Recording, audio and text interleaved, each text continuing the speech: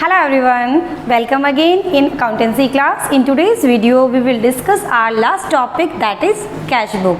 As you all know that बेटा cash books के types of cash book, यानी हम कैश बुक को जो मेंटेन करते हैं there are different type of cash book. ये जो टाइप्स हैं ये डिपेंड करते हैं आपकी ट्रांजेक्शन्स के कॉलम पे।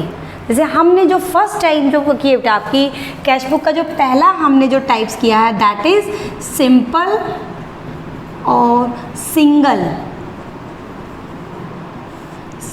कॉलम, यानी हमने जो पहला जो टाइप से बेटा कवर किया है दैट इज सिंपल और single column cash book. In this type of cash book we maintain only cash column, यानी हम अज्यूम करके चलते हैं जितनी भी ट्रांजैक्शन यानी जितनी भी बिजनेस के अंदर लेन देन होते हैं हम किससे करते हैं बेटा, we cover all transaction with the help of only cash. That's why we maintain single column cash book. But this is a traditional method. This is not possible to each and everything is paid in cash. In today's world, in today's business, it is not possible. It is not a practical example. आपको भी पता है हम तो बात करते हैं business की, हम घर में भी आप अगर आप बात करें तो विदाउट बैंक हम जो डबल कॉलम कैश बुक में करेंगे इसमें एक मेजर वर्ड है बेटा दैट इज बैंक। क्या बिना बैंक की हेल्प, आज आपका कोरोना के टाइम पे लॉकडाउन के टाइम पे ये सबसे बड़ा चीज़ हमारे लिए उभर के हम सारी पेमेंट ऑनलाइन पेमेंट कर सकते हैं और ये ऑनलाइन पेमेंट किसके थ्रू होती है बेटा, बैंक के थ्रू। सेम वे बिजनेस के अंदर हम जितनी भी ट्रांजैक्शन यानी जो लेन देन करते हैं बेटा नॉट ओनली कैश के साथ साथ में हम दोनों चीज़ों से पेमेंट करते हैं, cash as well as bank. Bank का मतलब है हम क्या करते हैं बेटा आपकी बैंकिंग ट्रांजैक्शंस भी होती हैं आपकी कैश ट्रांजैक्शंस भी होती हैं, तो दोनों को हम रिकॉर्ड करने के लिए जो कैश बुक बनाते हैं उसे हम क्या बोलेंगे, डबल कॉलम कैश बुक। क्या बोलेंगे, डबल कॉलम कैश बुक। ये डबल कॉलम कैश बुक का मतलब क्या है, in this type of cash book we maintain 2 column of each side, यानी इसके दोनों साइड में कितने कॉलम मेंटेन करेंगे, 2 column. Which type of 2 column?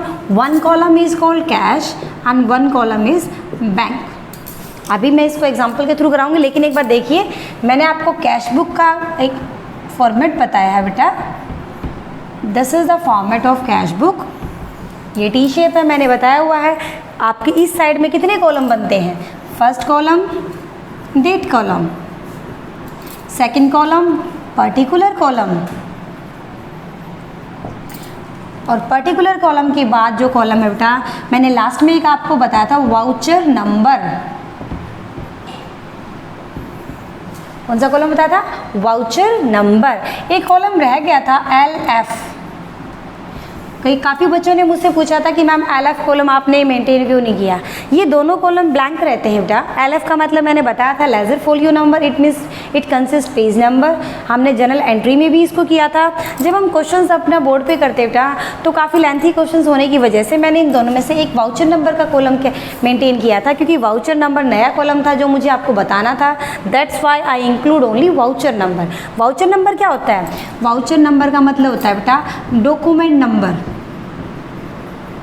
Document number क्या होता है, for example bill number, cheque number, यानी बिल का number, cheque number, draft number, इस तरीके से किसी भी डॉक्यूमेंट का जो नंबर होता है वो किस में राइट किया जाता है, वाउचर नंबर में। LF में क्या होता है बेटा, पेज नंबर। अब इसके बाद हमारा जो ये जब सिंपल कैश बुक बनाई थी बेटा ये कॉलम था हमारा अमाउंट कॉलम। ये कौन सा कॉलम था, अमाउंट, यानी एक साइड कितने कॉलम बन गए, 1 2 3 4 5। ठीक है, ये 2 कॉलम आपके सिर्फ एक आपको फॉर्मेट समझाने के लिए लिखे हैं। मोस्टली आपके क्वेश्चंस के अंदर अगर आपके पेज नंबर और आपके किसी डॉक्यूमेंट का नंबर गिवन नहीं है तो दोनों कॉलम आपके खाली रहते हैं। ठीक है, मेन आपके कॉलम 1 2 और 3 ये आपका सिंपल। सेम ऐसे क्रेडिट साइड, ये कौन सी साइड है, डेबिट साइड। सेम आपका बेटा क्रेडिट साइड, कौन से कॉलम है, सेम कॉलम डेट, देन बेटा particular, LF, voucher number and amount column. यानी आप सेम वैसे ही कॉलम जैसे इस साइड बना रहे हैं वैसे ही हम किस साइड, इस साइड मेंटेन करते हैं। वही आपके 5 कॉलम, ये 5, ये मैंने किसका बनाया है, सिंपल कैश बुक का। अब जो डबल कॉलम कैश बुक है, डबल कॉलम कैश बुक में हम क्या करते हैं बेटा, वी मेंटेन कैश और बैंक। यानी सिर्फ डिफरेंस क्या है बेटा, ये जो अमाउंट का कॉलम है बेटा ये 2 पार्ट्स में डिवाइड हो जाएगा। आपको मैं दोबारा बताती हूँ बेटा हाईलाइट करके, यानी ये जो अमाउंट कॉलम है ये 2 पार्ट्स में डिवाइड हो जाएगा बेटा। 2 पार्ट्स का मतलब है एक में लिख देंगे कैश और एक में लिख देंगे बैंक। यानी एक में राइट करेंगे कैश, एक में राइट करेंगे बैंक। सेम ऐसे ही बेटा यहाँ पर भी एक में राइट करेंगे कैश, एक में राइट करेंगे बैंक। और सारे कॉलम एज इट इज़ हैं, ओनली चेंज क्या है, अब हमारी सारी ट्रांजेक्शन कैश के साथ साथ अगर बैंक को भी साथ में लेके चलोगे तो हमारे अमाउंट के 2 कॉलम्स रहेंगे बेटा, एक कैश और दूसरा बैंक। तो इस अमाउंट को यानी हम अमाउंट के 2 कॉलम आएंगे, एक कैश और एक बैंक। सेम आपका क्रेडिट साइड। ये तो है बेटा पूरा फॉर्मेट। कौन सा फॉर्मेट है बेटा, डबल कॉलम कैश बुक। अब आपकी सिंपल और डबल कॉलम कैश बुक में जो कुछ चीज़ें से बेटा, कुछ चीज़ें हैं जो मुझे आपको समझानी है, वो ये आपकी सोच लीजिए 6 डिफरेंट थिंग्स हैं जो आपकी सिंपल कॉलम से डबल कॉलम में आपको रिक्वायर्ड है कि आपको अंडरस्टैंड करनी होंगी। कौन सी चीज़ें, लेट्स स्टार्ट। सबसे पहले बेटा बैंक अकाउंट। कैश का तो अमाउंट आप पहले भी लिख रहे थे, लेकिन अब हमारे साथ कैश के साथ बैंक कॉलम भी है। तो जो बैंक अकाउंट है बेटा उसको हम according to the nature of account, bank जो कॉलम है वो हमारा कौन सा अकाउंट होता है बेटा, पर्सनल अकाउंट। कौन सा कॉलम होता है, पर्सनल अकाउंट। क्योंकि बैंक हमारे किसी कंपनी के नेम पे खुलता है तो हम किस में लेते हैं बेटा, इसको पर्सनल अकाउंट में। पर्सनल अकाउंट के रूल्स क्या हैं, पर्सनल अकाउंट का रूल है बेटा, debit is receiver and credit is giver. ये हमारा रूल है। तो ये बैंक अकाउंट का रूल यही एज इट इज़ अप्लाई होगा। जब बैंक अकाउंट हमारा डेबिट साइड कब लिखा जाएगा, जब हमारा बैंक अगर डेबिट कब होगा बेटा, जब वो रिसीवर है। बैंक क्रेडिट कब होगा बेटा, जब वो गिवर है। यही रूल अप्लाई होगा आपका। अब now come to the second thing, opening balance. मैंने प्रीवियस वीडियो में आपको कैश बैलेंस के बारे में बताया कि कैश बैलेंस जो होता है it is always show debit balance. Debit balance का मतलब है कैश अकाउंट का जो यानी जो कैश अकाउंट बैलेंस है ना बेटा, ये हमेशा डेबिट बैलेंस होगा। डेबिट बैलेंस का मतलब है क्वेश्चन की स्टार्टिंग हमेशा यहाँ से होती है, टू बैलेंस BD। या तो टू बैलेंस BD वर्ड आता है या फिर टू कैपिटल आता है जब नया बिजनेस होता है, यानी होगा लेकिन डेबिट साइड से। बट इन बैंक अकाउंट बेटा it can be debit side और it can be credit side. अब आप सोचेंगे डेबिट क्रेडिट बैलेंस का मतलब तो नेगेटिव बैलेंस होता है, कैश का नेगेटिव बैलेंस पॉसिबल नहीं है, लेकिन बैंक का है। कैसे, आज बैंक ओवरड्राफ्ट जो वर्ड होता है ना बेटा, इसका मतलब ही नेगेटिव बैलेंस है। बैंक के अंदर अगर मेरे 5 लाख अगर मान लो एज ए बिजनेस अकाउंट है और मेरे 5 लाख अगर जमा है तो बेटा, तो मेरे पास एक लिमिट होती है जिसने एक्स्ट्रा अमाउंट का मैं आगे चेक इशू कर सकती हूँ, आगे पेमेंट कर सकती हूँ। और 5 लाख से ज़्यादा की जब पेमेंट चली जाती है बेटा, तब मेरा बैंक अकाउंट कहाँ चला जाएगा, ओवरड्राफ्ट वर्ड में जुड़ जाएगा। और उस ओवरड्राफ्ट को हम क्या बोलते हैं बेटा, क्रेडिट बैलेंस या नेगेटिव बैलेंस। क्रेडिट बैलेंस का मतलब ही क्या है बेटा, नेगेटिव बैलेंस। अगर क्वेश्चन में बैंक अकाउंट का डेबिट बैलेंस गिवन है तो क्वेश्चन की स्टार्टिंग यहाँ से करोगे। अगर क्रेडिट बैलेंस गिवन है बेटा तो आप यहाँ से स्टार्ट करेंगे क्वेश्चन को, by balance BD, bank account की कॉलम में आ जाएगा। Is it clear. अब आप करते हैं बेटा, ये तो है बैलेंस के बारे में, यानी कैश का कभी क्रेडिट बैलेंस नहीं हो सकता लेकिन बैंक का क्रेडिट बैलेंस हो सकता है। Now third point that is Contra entry. Contra entry क्या होती है बेटा आपकी, अब ये देखिए कॉन्ट्रा एंट्री एक बहुत इंपॉर्टेंट टॉपिक है क्योंकि अब आप दोनों चीज़ इकट्ठी मेंटेन कर रहे हो, कैश और बैंक। कॉन्ट्रा एंट्री तब होती है बेटा जब एक सिंगल यानी one transaction affect both balance, यानी इसे कहते हैं कॉन्ट्रा एंट्री। जब एक ही लेन देन से कैश और बैंक दोनों ही अफेक्ट हों यानी एक ही लेन देन से कैश और बैंक दोनों ही अफेक्ट हों, उसे कहते हैं कॉन्ट्रा एंट्री। ये दो ही चीज़ों में पॉसिबल हैं, when cash deposit into bank, when cash withdraw from bank.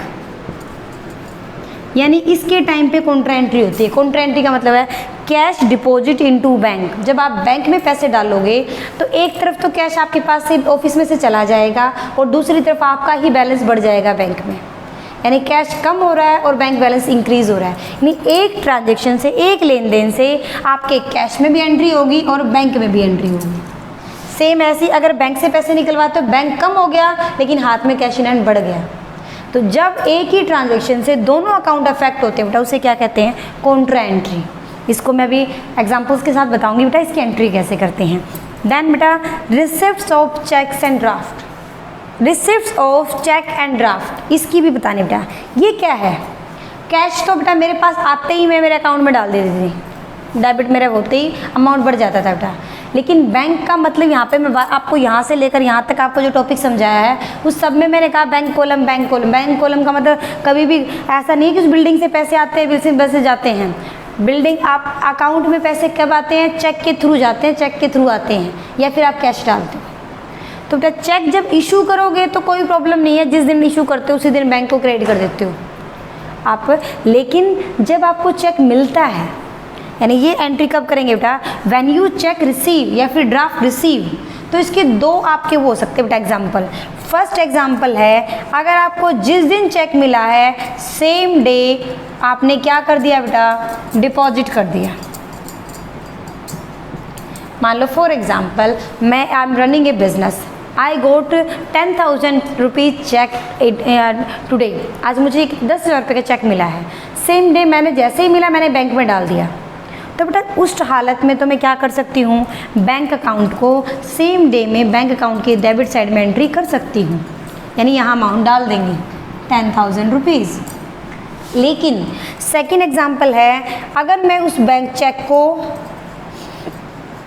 Another day का मतलब, क्योंकि ये तो ज़रूरी नहीं बिजनेस में इतने सारा लेन देन होता है, चेक आज आ गया तो किसी के पास इतना टाइम फ्री थोड़ा ना कि उसी दिन जाकर बैंक में स्पेशल जमा करवाएगा। नॉट इज़ इट पॉसिबल ना कि आज चेक मिला है may be after 2 days 3 days 5। Business में तो ऐसा मोस्टली होता है, हमारे स्कूल में ही है, आप लोगों की फ़ीस वगैरह आती है तो Vikas sir maybe win 1 week के जब हमारे पास कुछ चेक्स इकट्ठे हो जाते हैं तो बैंक में डलवाने चले जाते हैं। नोट फॉर ये जो एक्टिविटीज़ डेली नहीं होती कि हम डेली बैंक में जाएंगे। तो आपका मुझे आज अगर किसी से मान लो मिस्टर राम से आई गोट ए चेक, तो फिर जब तक मैं मेरे बैंक में पैसे कब आएंगे, जब आप चेक डाल लोगे। आप तो चेक को पॉकेट में लेके घूम रहे हैं, maybe next week you paid into a bank. तो अगले वीक अगर पे कर रहे हो तो इस वीक मेरा बैंक बैलेंस कैसे बढ़ सकता है। तो जिस टाइम चेक मिलेगा ना बेटा उस दिन की तो आप एंट्री क्या करोगे, उस दिन की एंट्री होगी बेटा चेक्स इन हैंड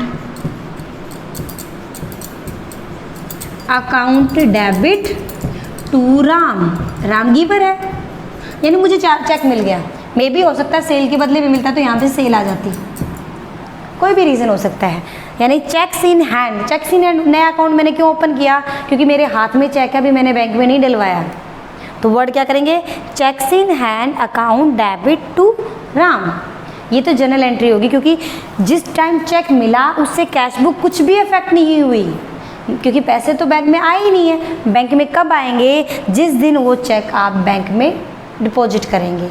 तो मान लो 5 डेट को अगर बेटा ये चेक आया है 5 अप्रैल को और आप इस चेक को 10 अप्रैल को डाल रहे हो तो 5 अप्रैल की तो जनरल एंट्री करेंगे वर्किंग नोट में। आप कैश बुक में एंट्री कब करोगे बेटा, 10 अप्रैल कब करेंगे, जिस दिन आपने बैंक में चेक डाला है उस दिन आप वर्ड टू राम नहीं लिखेंगे, क्या लिख देंगे, चेक्स इन हैंड अकाउंट, और वो बैंक में पैसे जो आपको 5,000 का चेक मिला वो यहाँ पर आ जाएगा। यानी अगर चेक सेम डे डालते हो तो यहाँ सीधी सी एंट्री हो जाती है टू राम और मैं उसी दिन डाल देती 5 तारीख को ही।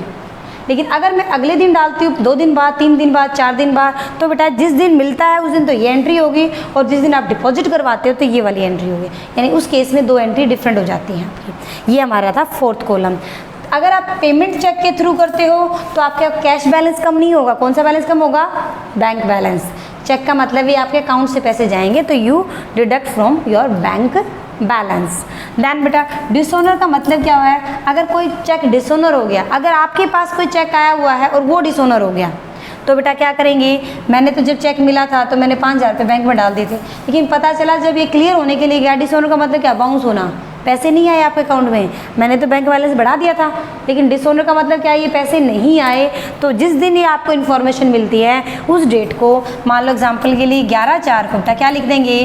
बाय, जो ये वर्ड आपने लिखा है बेटा राम से मिला था ना, और वो बैंक से आप ये 5,000 रुपये डिडक्ट कर देंगे। आपने बढ़ा दिए थे, एक्चुअली में मिले ही नहीं, तो मैंने 5 तारीख को क्या कर दिया? आपने ये 5,000 रुपीज़ डिडक्ट कर दिए। ये है डिसऑनर की एंट्री, यानी ये आपका डिफरेंस था। अब ये टॉपिक समझाया बेटा, with the help of example we covered the double column cash book all topics. Simple सा है, मैं आपको इसमें ये आपका कॉन्सेप्ट वीडियो है, and next video we will continue our example. Okay.